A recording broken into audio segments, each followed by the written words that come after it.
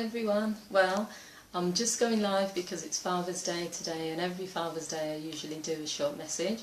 And 6 years ago my own father passed away, and he's still with me obviously in spirit, and I know a lot of you today will be celebrating Father's Day with your fathers, and that doesn't have to just mean birth fathers. It could be people who you regard as your fathers. And I think that's the main thing. Hi, whoever's online, say hi. I'm just doing this Father's Day message, and tell me what you're going to be doing, how you're spending Father's Day. For me, I think every year, because obviously each year that goes past, it's been 6 years now since my dad passed away, I usually do some sort of message, because it's just important for me really. I like the fact that I can come on and still talk about my dad, because I'm not going to have the chance to spend doing an activity with him. So today's message is just 4 things my father taught me. So I'm just going to go through them, but what I want you to do, whoever's online as well, leave comments, talk about sort of what you're doing on Father's Day. Are there any messages or things that your dad has taught you which you continue to take throughout your life? Because I think that's the important thing, isn't it? You know, what both parents bring to your life and how that impacts on you. So the first thing my dad taught me was not to be jealous or covet other people. So I always remember the sorts of things he would say. He would say, if you see someone walking down the street and they're wearing fancy clothes, or they've got jewellery, or they've got a big car, a big house, don't ever be jealous of that. Don't ever think, I want that, because he said, you don't know their story. You don't know if they're in lots of debt to pay for that. You don't know if it's theirs. So what he was trying to say really is, don't look at other people and think they're in a better situation, because you're not always confident that they are.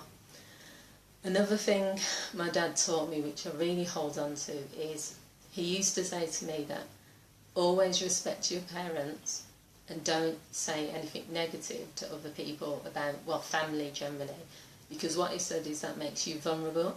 So I remember a situation where he said, for example, if you're going out onto the street and you're dating someone, and you tell that person, I hate my mum and dad, my mum and dad is so awful and blah blah blah, what you're then doing is you're creating a weakness or a vulnerability, so that person can then take advantage of you.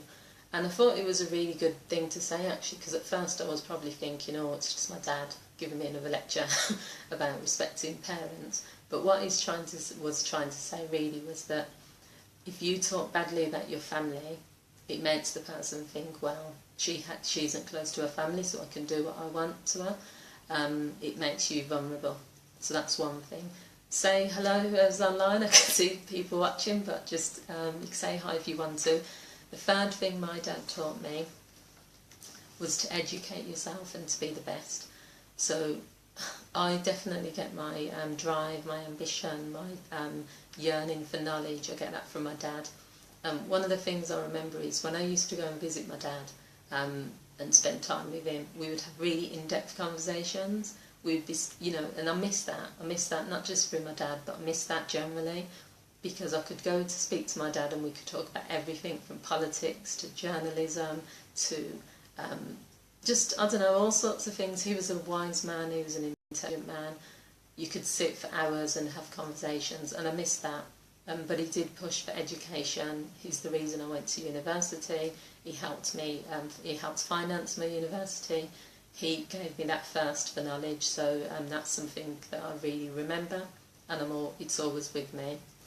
And the fourth thing that my dad taught me was to be proud of myself, who I am, and my heritage.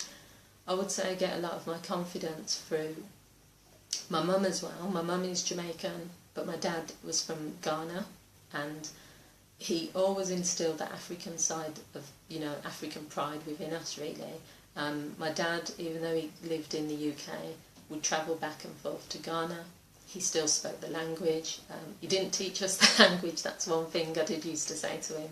He didn't teach us how to speak Ghanaian, the different tribal languages, but he was very proud of his heritage. And because if your parents are proud of who they are, then that translates into you. So I've always been proud of my African heritage, my Jamaican heritage, and being born in the UK, I'm quite comfortable with all three, and I'm quite confident in who I am. So they're the 4 things that my dad sort of taught me. And I think that's why, even though I think when I first did this video, it was probably a year after my dad had passed, and I was quite emotional and it was quite sad.